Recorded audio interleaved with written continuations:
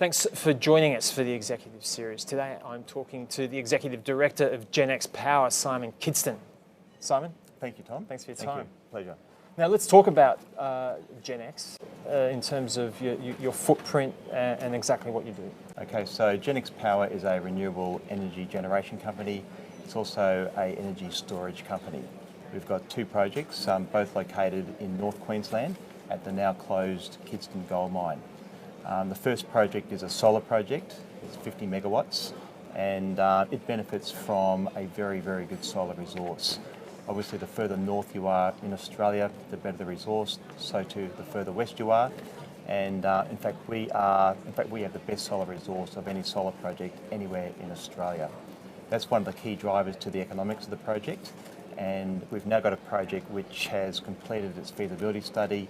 We've acquired the land. We've got the council approval, and we're now in the final stages of negotiating the construction agreements with the builders. Yep. And the intention is to commence construction at the end of this calendar year.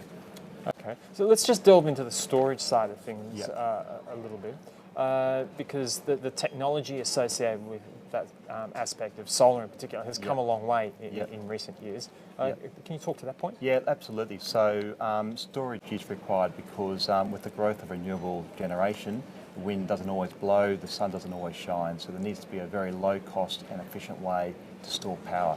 And the most efficient way in the planet to do that is with pumped storage hydro.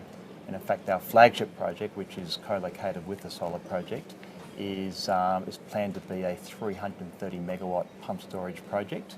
And essentially, pump storage is two very, very large dams at different elevations with turbines in between, and water flows and electricity is generated.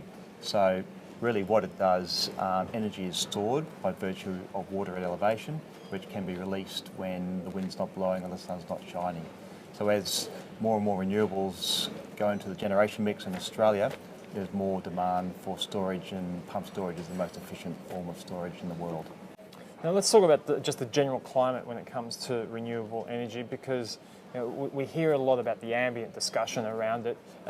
From time to time, there appears to be a deal of uncertainty. How would you describe to potential investors the atmospherics around this? Up until recently, there was a lot of uncertainty, but late last year, there was bipartisan support for the renewable energy target. Yep. And since then, the price of renewable energy certificates has improved substantially, and the outlook for those is very positive for the foreseeable future. And that obviously is a very, very good environment for a renewable project such as ours to get into project finance. So I'd say that there is now a good level of international interest for big groups to invest into the Australian market now that there is certainty on the regulations in the playing field. Okay, so let's talk about the milestones for Genex over the course of the next 6 to 12 months. What are you going to be shooting for most aggressively? Yeah, so 2016 will be a very busy year for Genex. We have on the solar project milestones including a connection agreement to connect the project to the national electricity grid. We will seek to enter into a power purchase agreement with a major retailer.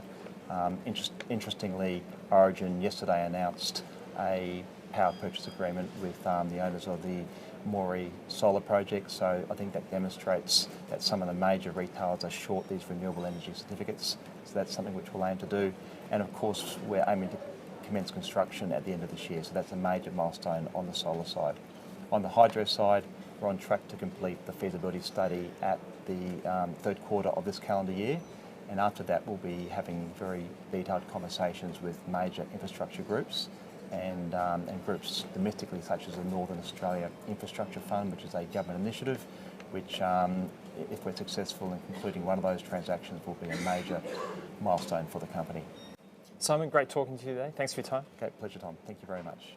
And thanks for joining us for the Executive Series.